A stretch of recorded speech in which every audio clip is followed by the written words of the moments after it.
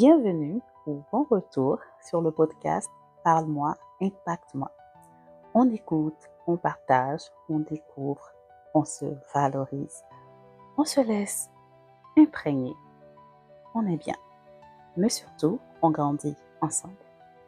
Je suis Diane Monenfin, auteure et animatrice de ce podcast. Si tu es ici, c'est que c'est là que tu dois être. Bouge pas. À tout de suite. Salut! Comment ça va, toi? Moi, ça va. Ma semaine se passe plutôt bien. La semaine passée, je t'ai parlé de l'offense. Cet épisode s'inscrit un peu dans la continuité avec un accent ici sur la guérison après une épreuve difficile. La fin d'une épreuve peut nous laisser dans deux états. Celui de ce que l'épreuve nous a pris ou celui de ce qu'on a pris de l'épreuve. Les situations douloureuses par lesquelles tu passes peuvent te laisser dans l'amertume, les frustrations, un sentiment d'injustice. La perte d'un être cher, une maladie qui t'a dépouillé, une relation qui t'a usé, des échecs en continu.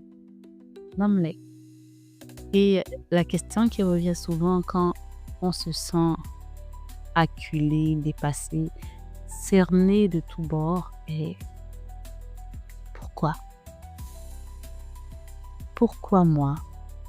Pourquoi est-ce si difficile?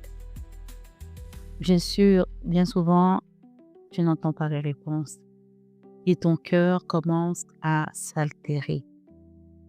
Le ressentiment s'installe, subtil mais présent.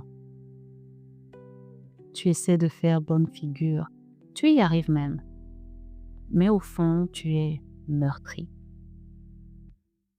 Tu passes à autre chose en griffe, mais de l'intérieur, tu t'assombris.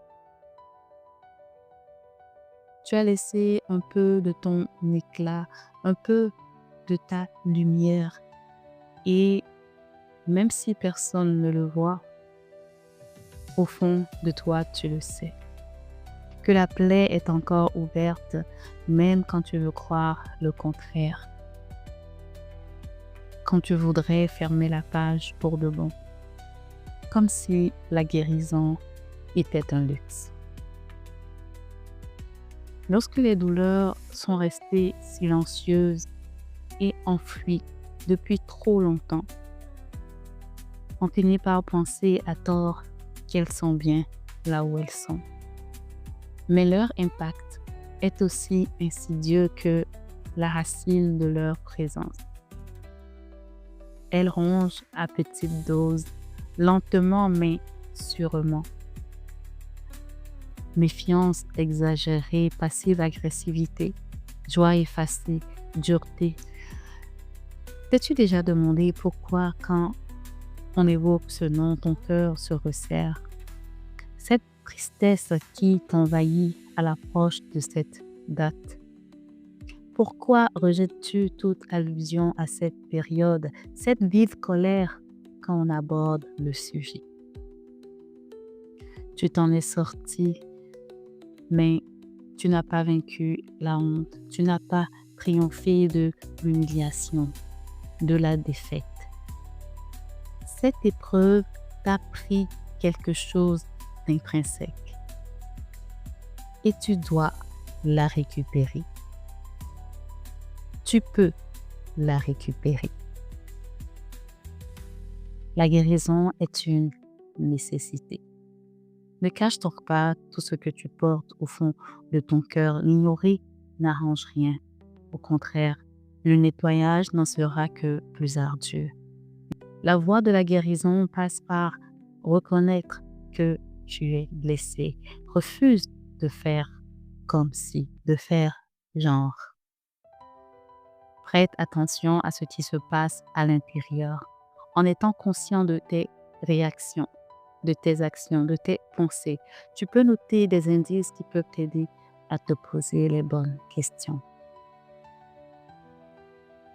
Et puis parle à quelqu'un de confiance ou à un professionnel. Parler peut faire tellement de bien. Et ou écrire. Écrire, c'est comme déposer ton tourment en toute liberté. Juste comme ça vient, comme ça sort. Et n'oublie pas de faire une petite prière. Il y a de ces expériences qui marquent si profondément, pas à cause de ce qui est arrivé, mais à cause de comment c'est arrivé. Des profondeurs que seul ton Dieu peut sonder. Ce qui ne nous tue pas nous rend plus forts, dit-on. Pas plus faibles, pas plus durs, mais plus forts. Prends le temps de guérir. Alors, qu'as-tu sur le cœur? Quel bagage enfouis-tu? Libère-toi. Merci d'être là. Dieu te bénisse. À la prochaine. N'oublie pas de t'abonner et d'activer la cloche.